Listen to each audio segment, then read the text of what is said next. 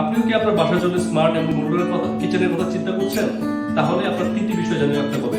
চলুন জেনে শিখি কি তিনটা বিষয়। প্রথমত আপনাকে খেয়াল রাখতে হবে মেটেরিয়ালস এর বিষয়ে। যখনই কিচেনে কাজ করবো তখন আমরা চিন্তা করবো মেটেরিয়ালস গুলো যাতে আমার ওয়াটার প্রুফিং হয় এবং বোথ সাইডেই আমার পেস্টিং থাকে, সেটা HPL হোক এবং অ্যাক্রিলিক হোক। সেক্ষেত্রে আপনার কিচেনটিকে দীর্ঘস্থায়ী লংজিভিটি দিবে।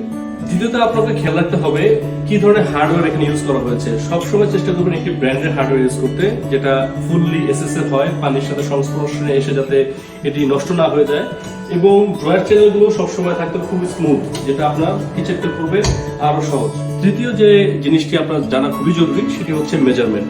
একটি কিচেনকে 3টি লেয়ারে ভাগ করা হয়, যা লোয়ার যে পার্টটি থাকে এটি মিনিমাম আপনার 30 থেকে 32 ইঞ্চি হতে হবে এবং এটার যে ডেপথ এটি থাকবে 22 থেকে 24 ইঞ্চি এবং মিডল লোয়ার থেকে মিডলের যে পজিশনটা গ্যাপ থাকবে এখানে থাকবে 2 ফিটের মতো 24 ইঞ্চির মতো গ্যাপ এবং মিডল যে পার্টটা এটার ডেপথ থাকবে মিনিমাম 14 ইঞ্চি, এর বাইরে যাতে না আসে। যখন আপনি কাজ করবেন সেই ক্ষেত্রে আপনি খুব ইজিলি কাজ করতে পারবেন, আপনার আঘাত পাওয়ার সম্ভাবনা থাকবে না।